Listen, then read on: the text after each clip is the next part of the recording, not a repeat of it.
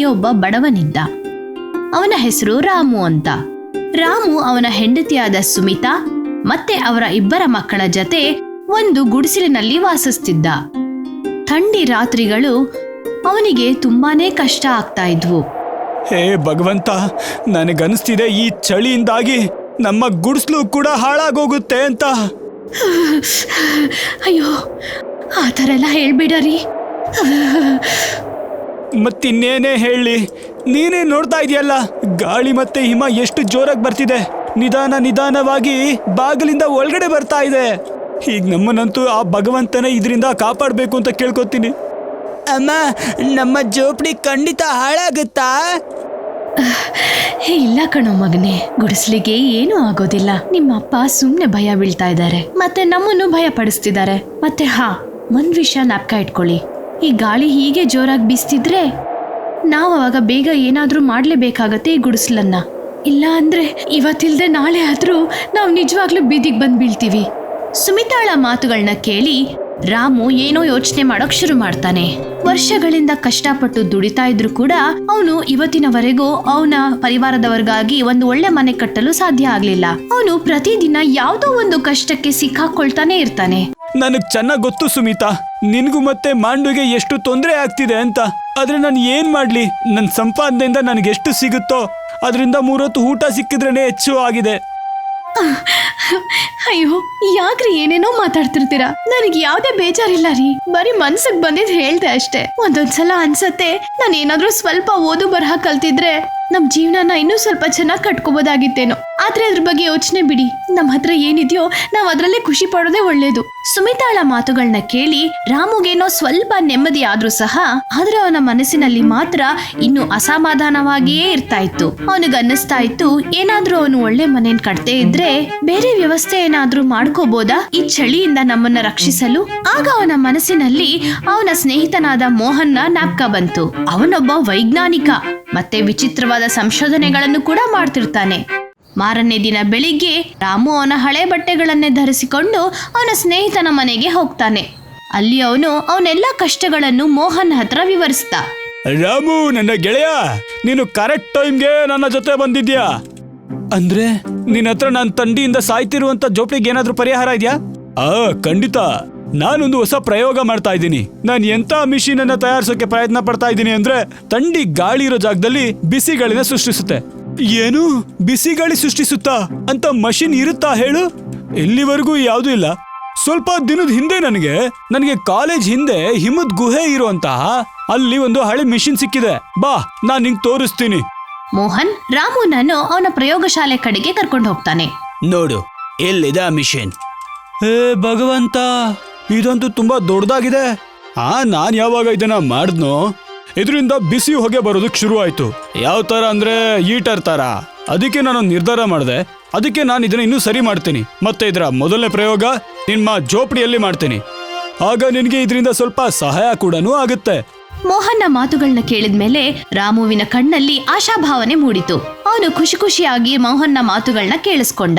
ಇಬ್ರು ಸೇರ್ಕೊಂಡು ಆ ಮೆಷಿನ್ ಸರಿ ಮಾಡೋದ್ರಲ್ಲಿ ಮಗ್ನರಾದ್ರು. ಇಲ್ಲಿ ಕೇಳ್ರಿ, ನಿಜವಾಗ್ಲೂ ಈ ಮೋಹನ್ ಸಾಹೇಬ್ರು ಮೆಷಿನ್ ಮಾಡ್ತಿದಾರ ನಮ್ಗೆ ಚಳಿಯಿಂದ ಕಾಪಾಡಲು? ಹೌದು ಕಣೆ, ಈ ಸಲ ನಾವು ಚಳಿಯನ್ನ ಎದುರಿಸಬಹುದು ಗೊತ್ತಾ? ಹಾಗಂದ್ರೆ ಇದ್ರ ಅರ್ಥ ನಾವ್ ಈ ವರ್ಷ ನೆಮ್ಮದಿಯಾಗಿ ಹಾಯಾಗಿ ಮನೇಲಿ ಮಲ್ಕೋಬೋದಾ ಈ ಮೆಷಿನ್ ಇಂದ? ಮತ್ತೆ ಚಳಿನೂ ಆಗಲ್ಲ ಅಲ್ವಮ್ಮ? ಹೌದು ನನ್ನ ಮಗುವೆ. ರಾಮು ಮತ್ತೆ ಮೋಹನ್ ಹಗಲು ರಾತ್ರಿ ಕಷ್ಟ ಪಡಕ್ಕೆ ಶುರು ಮಾಡ್ತಾರೆ. ಆದ್ರೆ ದುರಾದೃಷ್ಟವಶಾತ್ ಇದುವರೆಗೂ ಆ ಮೆಷಿನ್ ಆನ್ ಆಗಕ್ಕೆ ಸಾಧ್ಯನೇ ಆಗ್ಲಿಲ್ಲ. ಓಹೋ, ಈಗ ತಪ್ಪು ಎಲ್ಲಾಗ್ತಿದೆ ಅಂತ ಗೊತ್ತಾಗ್ತಿಲ್ವಲ್ಲ. ಏನಾಯ್ತು ಮೋಹನ್, ಯಾಕಿಷ್ಟು ಟೆನ್ಷನ್ ಆಗಿದ್ಯಾ? ಟೆನ್ಷನ್ ಮಾಡ್ಕೊಳ್ಳದೆ ಈಗ ನಾನು ಇನ್ನೇನ್ ಮಾಡ್ಲಿ ಹೇಳು? ನಾವಿಬ್ರು ಇಷ್ಟೊಂದು ಕಷ್ಟಪಟ್ವಿ, ಆದ್ರೆ ಈ ಮಿಷಿನ್ ಓಡ್ತಾನೆ ಇಲ್ವಲ್ಲ. ನನಗನ್ಸುತ್ತೆ ನನ್ನ ಎಲ್ಲಾ ಓದು ಅನುಭವ ಇದ್ರ ಮುಂದೆ ಎಲ್ಲ ವ್ಯರ್ಥ ಆಯ್ತು ಅಂತ. ಮೋಹನ್ ನಿರಾಶೆಗೊಂಡಿರುವುದನ್ನ ನೋಡಿ ರಾಮು ಅವನ ಹತ್ರ ಹೋಗಿ ಸಮಾಧಾನ ಮಾಡಕ್ಕೆ ಪ್ರಯತ್ನ ಪಟ್ಟ. ನೋಡು ಮೋಹನ್, ನೀನು ಸೋಲು ಒಪ್ಕೋಬೇಡ. ನಾವು ಕಷ್ಟ ಪಡ್ತಾ ಇದೀವಿ, ಒಂದಲ್ಲ ಒಂದಿನ ಈ ಮಷಿನ್ ಪಕ್ಕಾ ಓಡುತ್ತೆ. ರಾಮುವಿನ ಮಾತನ್ನ ಕೇಳಿ ಆದ್ರೆ ಮನಸ್ಸಿನಲ್ಲಿ ಇನ್ನೂ ಭಯ ಹಾಗೇ ಇತ್ತು. ಮಿಷಿನ್ ಏನಾದ್ರೂ ಓಡದೆ ಇದ್ರೆ ರಾಮುಗೆ ಕೊಟ್ಟ ಮಾತನ್ನು ನಾನು ಹೇಗೆ ಉಳಿಸಲಿ ಅಂತ. ಅಯ್ಯೋ ಭಗವಂತ, ನನ್ನಿಂದ ಎಲ್ಲಿ ತಪ್ಪಾಗ್ತಿದೆ? ನನ್ನ ಎಲ್ಲಾ ಪ್ರಯೋಗ ಯಾಕೆ ಅಸಫಲ ಆಗ್ತಿದೆ? ನಾನೇನಾದ್ರೂ ಅಸಫಲ ಆಗೋದ್ರೆ ಪಾಪ ರಾಮು ನಿರಾಸೆಗೊಳ್ತಾನೆ. ನನ್ಗೋಸ್ಕರ ಇಲ್ಲ ಅಂದ್ರೂ ಅವನಿಗೋಸ್ಕರನಾದ್ರೂ ನಾನು ಈ ಪ್ರಯೋಗನ ಸಫಲ ಮಾಡ್ಲೇಬೇಕು. ಮೋಹನ್ ಏನೋ ತುಂಬಾನೇ ಪ್ರಯತ್ನ ಪಡ್ತಿದ್ದ, ಆದ್ರೆ ಇವತ್ತು ಅವನು ಅಸಫಲತೆಯಿಂದ ತುಂಬಾ ಭಯಗೊಳ್ತಿದ್ದ. ಅವನ್ ಭಯ ಪಡ್ತಿದ್ದಿದ್ದು ಒಂದೇ ವಿಷಯಕ್ಕೆ, ರಾಮು ಮೇಲೆ.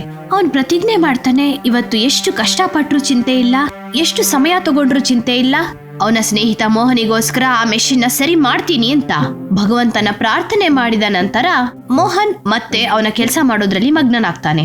ಅವನು ಪ್ರತಿದಿನ ಆ ಮೆಷಿನ್ ಅನ್ನ ಕ್ಲೀನ್ ಮಾಡಕ್ಕೆ ಶುರು ಮಾಡ್ತಾನೆ. ಅದೇ ಸಮಯದಲ್ಲಿ ಒಂದು ಘಟನೆ ನಡೀತು. ಅರೆ ಇದೇನಪ್ಪ ಇದು, ನನ್ ಗಮನ ಯಾಕೆ ಇಷ್ಟು ದಿನ ಇದ್ರ ಮೇಲೆ ಹೋಗ್ಲೇ ಇಲ್ಲ? ಮೋಹನ್ ಕ್ಲೀನ್ ಮಾಡ್ತಿದ್ದಾಗ ಆ ಮೆಷಿನ್ ಕೆಳಗಡೆ ಏನೋ ಬರೆದಿದ್ದ ಚೀಟಿ ಒಂದು ಸಿಕ್ತು. 163085. ಇದು ಯಾವ ತರದ ನಂಬರು? ನನಗನ್ಸುತ್ತೆ ಇದನ್ನ ನಾನು ಹೇಗಾದ್ರೂ ಮಾಡಿ ಹುಡುಕ್ಬೇಕು. ಮೋಹನ್ ತಕ್ಷಣ ಇಡೀ ಮಿಷಿನ್ ನಲ್ಲಿ ಏನಾದ್ರೂ ಇದೆಯಾ ಅಂತ ಹುಡುಕಲು ಶುರು ಮಾಡ್ತಾನೆ. ಮೋಹನ್ ಇದ್ದ ಕಡೆಗೆ ಬರ್ತಾನೆ. ಅರೆ ಮೋಹನಣ್ಣ, ನನಗ್ ಕ್ಷಮಿಸ್ಬಿಡು, ತಡ ಆಗೋಯ್ತು. ಆದ್ರೆ ನೀನೇನ್ ಮಾಡ್ತಿದ್ಯಾ? ರಾಮು ಬಂದ ತಕ್ಷಣ ಮೋಹನ್ ಅವನಿಗೆ ಎಲ್ಲ ವಿಷಯವನ್ನು ತಿಳಿಸ್ದ. ಇಬ್ರು ತಿರ್ಗಾ ಸೇರ್ಕೊಂಡು ಆ ಮೆಷಿನ್ ಅನ್ನು ಸರಿಯಾಗಿ ಹುಡುಕಲು ಶುರು ಮಾಡ್ತಾರೆ. ಮತ್ತೆ ಕೊನೆಯದಾಗಿ ಅವನಿಗೆ ಮೆಷಿನಿನ ಹಿಂದೆ ಅದರಲ್ಲಿ ಲಾಕರ್ ಅನ್ನು ನೋಡ್ತಾನೆ. ಮೋಹನ್ ಅವನ ಹತ್ರ ಇದ್ದ ಕೀ ಅನ್ನು ತಗೊಳ್ತಾನೆ ಮತ್ತೆ ಲಾಕರ್ನ ತೆಗಿತಾನೆ. ಒಳಗಡೆ ಒಂದು ನಂಬರ್ ಪ್ಲೇಟ್ ಕಾಣಿಸುತ್ತೆ. ಅಯ್ಯೋ ಇದೇನಿದು? ಇಲ್ಲೊಂದು ನಂಬರ್ ಪ್ಲೇಟ್ ಇದೆಯಲ್ಲ, ಏನಾಯ್ತು ಮೋಹನ್? ರಾಮು, ನನಗೆ ಇಲ್ಲೊಂದು ನಂಬರ್ ಪ್ಲೇಟ್ ಸಿಕ್ಕಿದೆ. ಇದಂತೂ ಒಳ್ಳೆ ಸುದ್ದಿ. ನನಗನ್ಸುತ್ತೆ ಈ ನಂಬರ್ನ ಇದ್ರ ಮೇಲೆ ಡೈಲ್ ಮಾಡ್ಬೇಕು ಅಂತ. ಬಾ ಪ್ರಯತ್ನ ಪಡೋಣ. ಹಾ ಆ ಪೇಪರ್ನ ಇಲ್ಲಿ ಕೊಡಿ, ಇಲ್ಲಿ ಅದ್ರ ಮೇಲೆ ನಾನು ನಂಬರ್ನ ಬರ್ತಿದ್ದೀನಿ. ರಾಮು ಬೇಗ ಆ ಕಾಗದಾನ ತರ್ತಾನೆ. ಮತ್ತೆ ಮೋಹನ್ ಯಾವುದಕ್ಕೂ ತಡ ಮಾಡದೆ ಆ ಮೆಷಿನ್ ನಲ್ಲಿ ಆ ನಂಬರ್ ಅನ್ನು ಹಾಕಲು ಶುರು ಮಾಡ್ತಾನೆ. 163085. ನೋಡು, ಆಯ್ತು. ಅವನು ಕೊನೆಯ ನಂಬರ್ ಅನ್ನು ಒತ್ತಾ ಇದ್ದಂತೆ ಅಚಾನಕವಾಗಿ ಮೆಷಿನ್ ಜೋರಾಗಿ ಅಲ್ಲಾಡಕ್ಕೆ ಶುರುವಾಯ್ತು. ಮತ್ತೆ ಶುರು ಆಗೇ ಬಿಡ್ತು. ಅರೆ ಮೋಹನ್, ಇದಂತೂ ಶುರುವಾಯ್ತಣ್ಣ. ಹೌದು ಕಣೋ, ಇಷ್ಟು ದಿನ ನಾವ್ ಇದಕ್ಕೋಸ್ಕರ ಒದ್ದಾಡ್ತಿದ್ವಿ, ಆದ್ರೆ ಇದಕ್ಕೆ ನಂಬರ್ ಹಾಕಿದ ತಕ್ಷಣ ಶುರು ಆಗೋಯ್ತು. ನಡಿ, ನಾವಿದನ್ನ ಆಫ್ ಮಾಡ್ಬಿಟ್ಟು ನಿಮ್ ಜೋಪ್ಲಿಗೆ ತಗೊಂಡೋಗೋಣ. ರಾಮು ಅಂತೂ ಖುಷಿಯಾಗಿ ಕುಡಿದು ಕುಪ್ಪಳಿಸ್ಬಿಟ್ಟ. ಮತ್ತೆ ಇಬ್ರು ಸೇರ್ಕೊಂಡು ಆ ಮೆಷಿನ್ ತಗೊಂಡು ರಾಮು ಮನೆಗೆ ಹೋಗ್ತಾರೆ. ಕೊನೆಗೂ ನಾವು ನಿಮ್ ಮನೆ ಜೋಪ್ಡಿಗೆ ಬಂದು ತಲುಪಿದ್ವಿ. ಹೀಗೆ ಮಾತಾಡ್ತಾ ಅವರು ಮನೆ ಆ ಕಡೆ ಈ ಕಡೆ ಸುತ್ತಲೂ ನೋಡಿದಾಗ ಅವರು ದಂಗಾಗ್ಬಿಟ್ರು. ಅವರಿದ್ದ ಗುಡಿಸಲಿನ ಪೂರ್ತಿ ಗೋಡೆಗಳೆಲ್ಲ ಮಣ್ಣಿಂದ ಮಾಡಿದ್ದವು. ಕಿಟಕಿ ಮತ್ತೆ ಬಾಗಿಲು ಬರೀ ಹೆಸರಿಗಷ್ಟೇ ಇದ್ದವು. ಇದರಿಂದ ಒಳಗ್ ಬರ್ತಿದ್ದ ಥಂಡಿ ಗಾಳಿ ಇಡೀ ಗುಡಿಸಲನ್ನೇ ಅಲ್ಲಾಡಿಸ್ತಿತ್ತು. ಅಯ್ಯೋ ರಾಮು, ನೀನಂತೂ ನಿಜವಾಗ್ಲೂ ಕಠಿಣವಾದ ಪರಿಸ್ಥಿತಿ ಬದುಕ್ತಾ ಇದ್ಯಾ. ಇವಾಗ ನಾನು ಏನ್ ಮಾಡ್ಲಿ ಮೋಹನ್? ಇದು ಲೈಫು, ಇದು ಹೇಗಿದೆಯೋ ನಾವು ಹಾಗೆ ಬದುಕ್ಬೇಕು. ಆದ್ರೆ ಇನ್ ಮುಂದೆ ಎಲ್ಲ ಬದಲಾಗುತ್ತೆ. ಈ ಬಿಸಿ ಮಾಡೋ ಮಿಷಿನ್ ಇಂದ ಎಲ್ಲಾನು ಬದಲಾಗುತ್ತೆ, ಗೊತ್ತಾ ಅಲ್ವಾ? ಖಂಡಿತ. ಮೋಹನ್ ಝಟ್ಪಟ್ ಮೆಷಿನ್ ಅನ್ನ ಆನ್ ಮಾಡ್ತಾನೆ. ಅಚಾನಕವಾಗಿ ಮೆಷಿನ್ ನಡ್ಗಕ್ಕೆ ಶುರುವಾಯ್ತು. ಮತ್ತೆ ಅದರಿಂದ ಶಬ್ದ ಕೇಳಿಸತ್ತೆ. ನನ್ನ ಹೆಸರು ಯಾಶುಕಿ 101. ನಾನ್ ನಿಮ್ಗೆ ಏನ್ ಸಹಾಯ ಮಾಡ್ಬೇಕು? ಅರೆ ಇದಂತೂ ಮಾತಾಡುತ್ತೆ. ಸಮಾಧಾನ ರಾಮು, ಈಗ ನೋಡಿದ್ರೆ ಕಮಾಲ್. ಯಾಶುಕಿ 10, ಈ ಪುಟ್ಟ ಜೋಪ್ಡಿಗೆ ನಿನಗೆ ಸ್ವಾಗತ. ನಿನ್ನ ಮೊದಲನೇ ಕೆಲ್ಸ ರಾಮುವಿನ ಈ ಥಂಡಿಯಾಗಿರುವಂತ ಜೋಪ್ಡಿಯನ್ನ ಬಿಸಿ ಗಾಳಿ ಬಿಟ್ಟು ಇದನ್ನ ಬದಲಾಯಿಸು. ಮೋಹನ್ನ ಮಾತುಗಳನ್ನ ಕೇಳಿ ಆ ಮೆಷಿನ್ ನ ಸುತ್ತಲೂ ಬೆಳಕು ಬರುತ್ತೆ. ಮತ್ತೆ ನಿಧಾನವಾಗಿ ಅದು ಜೋರಾಗಿ ತಿರ್ಗಕ್ ಶುರು ಆಗತ್ತೆ. ಅದರಿಂದ ಜೋರಾಗಿ ಒಂದು ಬೆಳಕು ಬರಕ್ಕೆ ಶುರು ಆಗ್ಬಿಡತ್ತೆ.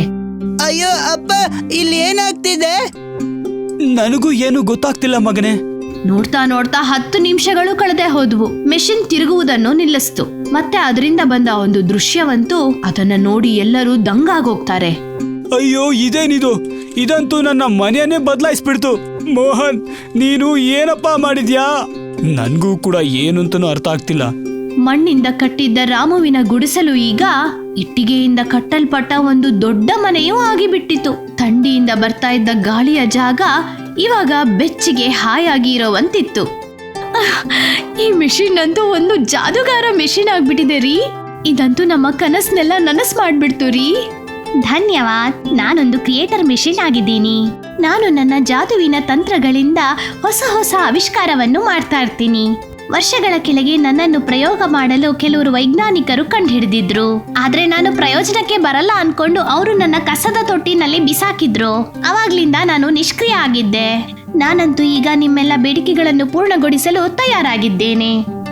ಮೆಷಿನ್ನ ಮಾತುಗಳನ್ನ ಕೇಳಿ ಮೋಹನ್, ರಾಮು ಮತ್ತೆ ಅವರ ಪರಿವಾರದವರು ಆಶ್ಚರ್ಯ ಪಡೋದ್ರಲ್ಲದೆ ಖುಷಿ ಕೂಡ ಪಟ್ರು. ಯಾಕೆಂದ್ರೆ ಅವನ ಮೆಷಿನ್ ರಾಮು ಏನೇ ಕೇಳದೆ ಇದ್ರೂ ಕೂಡ ಆ ಮೆಷಿನ್ ಅವನ ಆಸೆಗಳನ್ನೆಲ್ಲ ಪೂರೈಸ್ಬಿಟ್ಟಿತ್ತು. ಅದೇನಂದ್ರೆ ಅವನ ಚಂದವಾದ ಮನೆ.